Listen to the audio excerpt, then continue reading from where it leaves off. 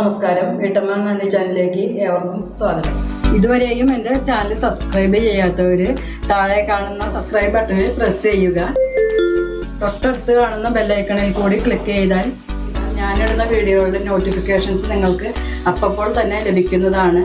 ഞാനിന്ന് ഇവിടെ ഉണ്ടാക്കാൻ പോകുന്നൊരു മുട്ട റോസ്റ്റാണ്. അത് റെസ്റ്റോറൻറ്റിലൊക്കെ കിട്ടുന്ന തരത്തിലുള്ള അതേ ടേസ്റ്റിലുള്ള ഒരു മുട്ട റോസ്റ്റ്. അപ്പോൾ നമുക്ക് അതിനാവശ്യമായിട്ടുള്ള സാധനങ്ങൾ എന്തൊക്കെയാണെന്ന് നോക്കാം.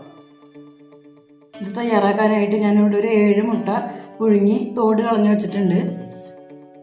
2 തക്കാളി ചെറുതായി അരിഞ്ഞു വെച്ചിട്ടുണ്ട്. സവാള ഒരു 4 വലുത് വളരെ കനം കുറച്ചരിഞ്ഞത്. ഉപ്പുപൊടി, മഞ്ഞൾപ്പൊടി, മുളക് പൊടി, ഗരം മസാലപ്പൊടി, മല്ലിപ്പൊടി, കടുക്, അല്പം പഞ്ചസാര, ഒരു ചെറിയ കഷ്ണം ഇഞ്ചി, 8 അല്ലി വെളുത്തുള്ളി, വെള്ളം, വെളിച്ചെണ്ണ, 8 ചുള ചെറിയുള്ളി നീളത്തിൽ അരിഞ്ഞു വെച്ചിട്ടുണ്ട്. വേപ്പില, 3 പച്ചമുളക് നീളത്തിൽ അരിഞ്ഞത്, അല്പം മല്ലിയില. ഇത്രയുമാണ് ഇതിന് ആവശ്യമായിട്ടുള്ള സാധനങ്ങൾ. നമുക്ക് ആദ്യം തന്നെ മുട്ടയൊന്ന് വഴറ്റിയെടുക്കാം. അതിനായിട്ട് ഒരു ഫ്രൈ പാൻ ഞാൻ അടുപ്പത്ത് വെച്ചിട്ടുണ്ട്. നമുക്ക് സ്റ്റൗ കത്തിക്കാം. പാനൊന്ന് ചൂടായി വരട്ടെ, എന്നിട്ട് വേണം നമുക്ക് വെളിച്ചെണ്ണ ഒഴിക്കാം. നമ്മുടെ പാൻ ചൂടായിട്ടുണ്ട്. നമുക്കിതിലേക്ക് കുറച്ച് വെളിച്ചെണ്ണ ഒഴിക്കാം. വെളിച്ചെണ്ണ ചൂടായിട്ടുണ്ട്.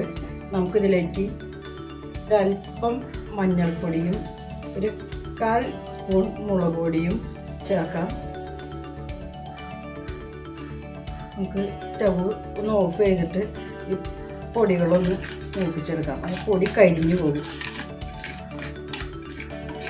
വെളിച്ചെണ്ണയ്ക്ക് നല്ല ചൂടുണ്ട്. നമുക്കിതിലേക്ക് ഈ മുട്ട ഒന്ന് ചേർത്ത് വഴറ്റിയെടുക്കണം.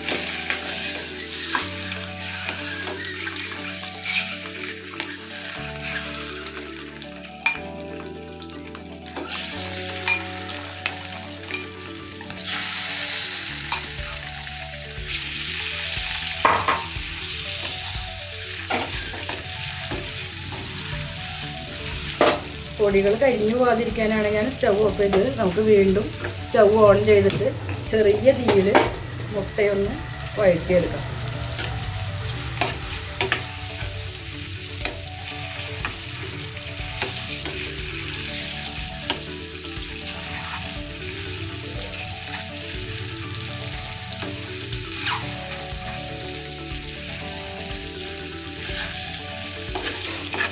നമുക്കിനി സ്റ്റൗ ഓഫ് ചെയ്ത് പാൻ മാറ്റി വയ്ക്കാം. നമുക്ക് ഇഞ്ചിയും വെളുത്തുള്ളിയും കൂടി നന്നായിട്ടൊന്ന് അരച്ചെടുക്കാം.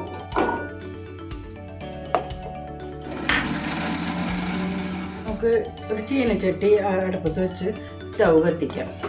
ചട്ടി ഒന്ന് ചൂടാവട്ടെ. ചീനച്ചട്ടി ചൂടായിട്ടുണ്ട്. നമുക്കിതിലേക്ക് കുറച്ച് വെളിച്ചെണ്ണ ഒഴിച്ചു കൊടുക്കാം. ഈ വെളിച്ചെണ്ണ ഒന്ന് ചൂടാവട്ടെ.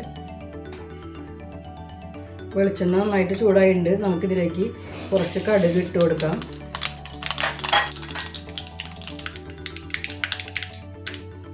നമുക്കിനി ഇതിലേക്ക് അരിഞ്ഞ് വെച്ചിരിക്കുന്ന സവാള ചേർത്ത് വഴറ്റിയെടുക്കാം.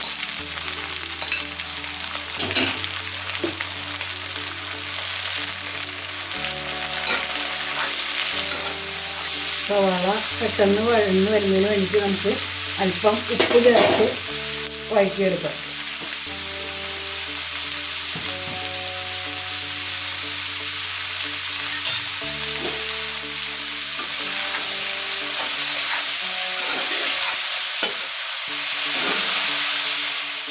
സവാള പകുതി വഴന്ന് വന്നിട്ടുണ്ട്.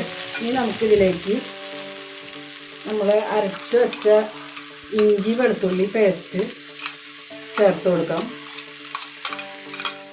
മിക്സിയുടെ ജാറ് ഞാനിപ്പോൾ കഴുകണില്ല.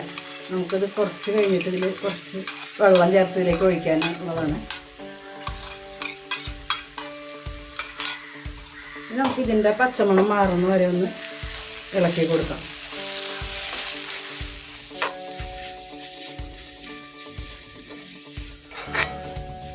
ഇനി നമുക്ക് ഇതിലേക്ക് നമ്മൾ എടുത്തു വെച്ചിരുന്ന പച്ചമുളക് ചുവന്നുള്ളി, തക്കാളി,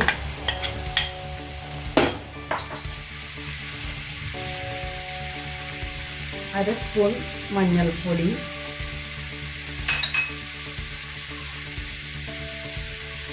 ഒരു സ്പൂൺ മുളക് പൊടി,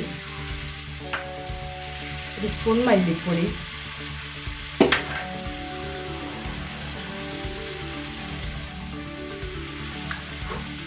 ഒന്നര സ്പൂൺ ഗരം മസാലപ്പൊടി,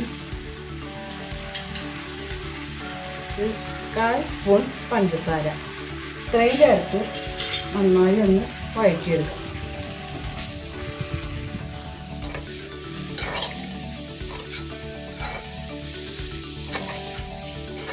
നമുക്കിതിലേക്ക് 2 തണ്ട് കറിവേപ്പില ചേർക്കാം. നമ്മൾ നേരത്തെ ഇഞ്ചിയും വെളുത്തുള്ളിയും അരച്ച ജാറ് കഴുകിയിട്ടുണ്ടായില്ല, അതിലേക്ക് കുറച്ച് വെള്ളം ചേർത്തിട്ട് ഇതിലേക്ക് ഒഴിച്ചു കൊടുക്കാം.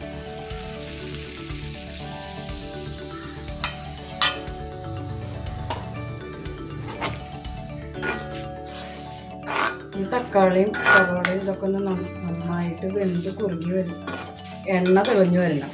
നമുക്കിതൊന്ന് മൂടി വെച്ച് വേവിക്കാം.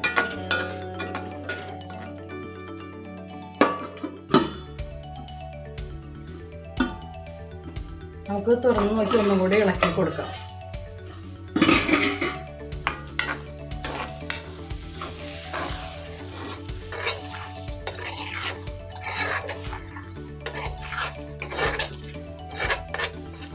നമുക്കിതിലേക്ക് കുറച്ച് വെള്ളം ചേർത്തിട്ട്, അധികം വേണ്ട, കുറച്ച് മാത്രം വെള്ളം ചേർത്ത് ഒന്നുകൂടി അടച്ച് വേവിക്കാം.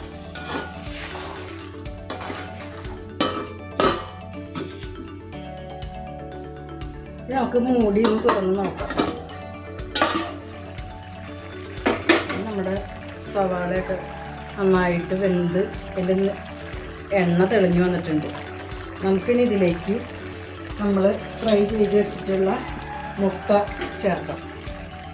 മുട്ട ഒന്ന് വരഞ്ഞിട്ട് ചേർക്കുകയാണെങ്കിൽ അതിൽ മസാലകളൊക്കെ നന്നായിട്ട് പിടിക്കും.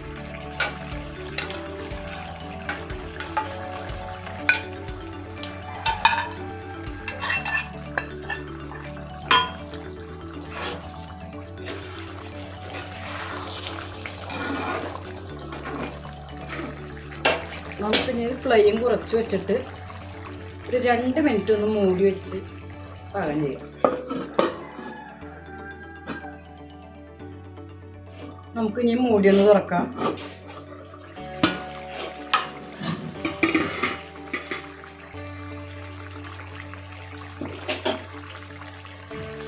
നമുക്കിതിലേക്ക് അല്പം മല്ലിയില ചേർത്ത് കൊടുക്കാം.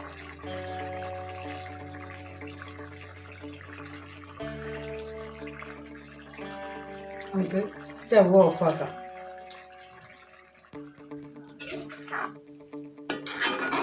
നമുക്കിനി ഇത് സെർവ് ചെയ്യാനായിട്ടൊരു പാത്രത്തിലേക്ക് മാറ്റാം.